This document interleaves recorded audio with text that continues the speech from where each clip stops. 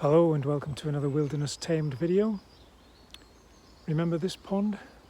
This is the one featured in the Dredge of Dread from the autumn last year, 2023. And here we are back in spring 2024. It's February the 18th, 19th, something like that. And I don't know if you remember the invasive plant that was growing all the way around and through the pond. We're back to tackle that. Let's go and have a look.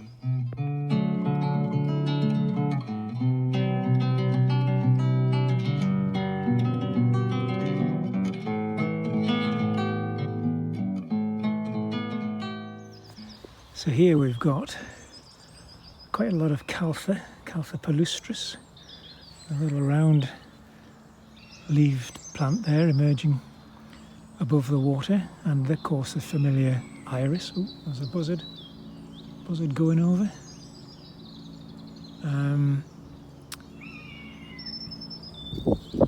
So that's going to look nice when the Caltha's all in flower. And then if we come to the shoreline, that's the stuff there, that's the invasive stuff. And as you can see, it's all through here.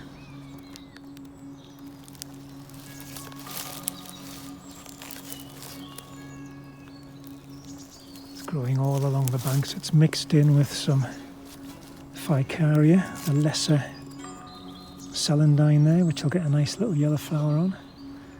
I know it looks similar to the Caltha palustris, the marsh marigold, but it's different. And then this is the stem of something else. I can't remember what, but I'm going to add it to the compost piles.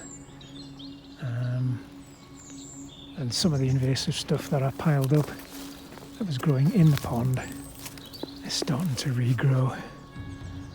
So going to be a lot of physical digging going on.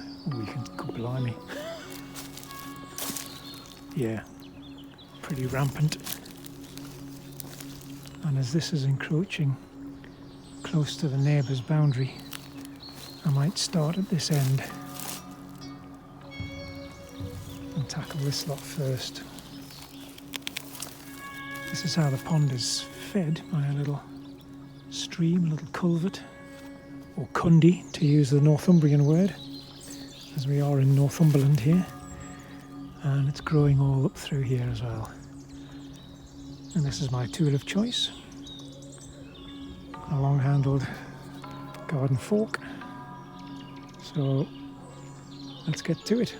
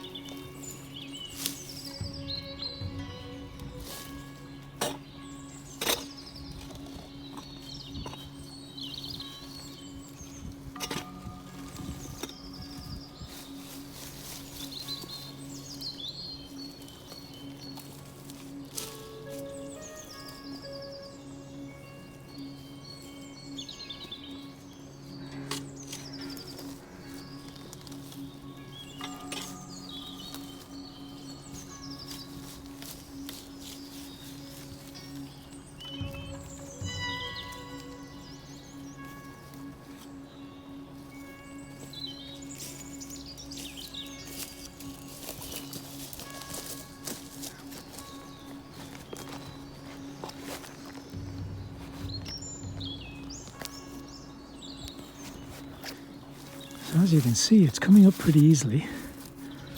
It's got all these long running sort of stems with all those roots coming out at every opportunity, but it's very, very shallow rooted. There's this sort of root mat, but it's offering very little resistance, so this should be an easier day than anticipated. Huzzah! So in peeling off the root mat, the layers of the invasive plant here, I've discovered that it's a concrete lined pond. Fairly thick layer there, a bit broken in parts, but seems to be holding together, holds the water. It's fuller now than it was when I was here in the autumn, but then considering the amount of rain we've had, that's not really a surprise. I have witnessed one male newt coming up for air, so I'm presuming there's more of its little friends in there with it, so that's good. Not much plant material for them to lay their eggs on. There's no sort of oxygenators in there,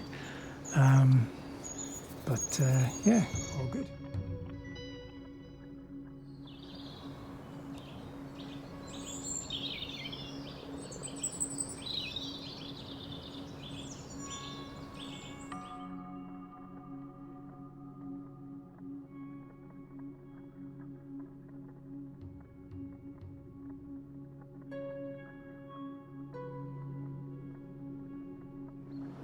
So we're halfway through.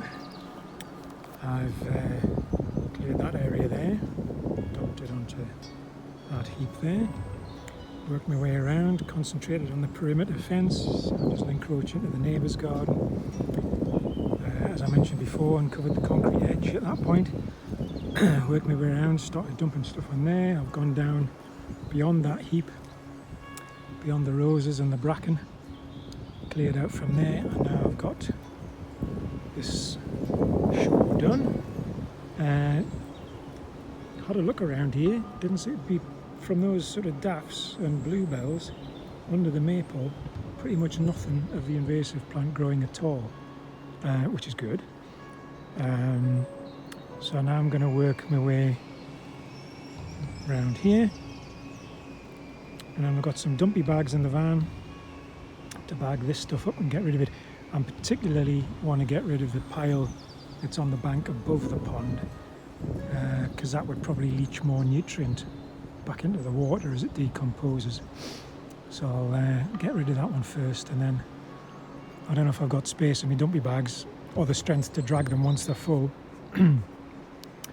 all the way across the garden up to the driveway, but we'll see how we get on. Happy with the progress though. So there it is. 2 piles remaining. Turns out I only had 1.5 dumpy bags in the van, a full size 1.5 one. So I've only just managed to get rid of the pile that was on the bank above the pond there. I mean, I know these are right on the edge as well, but hopefully the sun will wilt these down so they don't grow so much. And of course we've had so much rain lately, and I would imagine there's possibly more on the way. I might suggest they put a tarpaulin over the top of these heaps, and that'll smother stop the sunlight, stop them photosynthesizing, and then just exhaust them, so hopefully they'll peg it. But yeah, it's made a difference. It's been nice to see some frogs, 4 or 5 frogs, and then quite a lot of palmate newt activity in there, which is good. And yeah, I'll be back.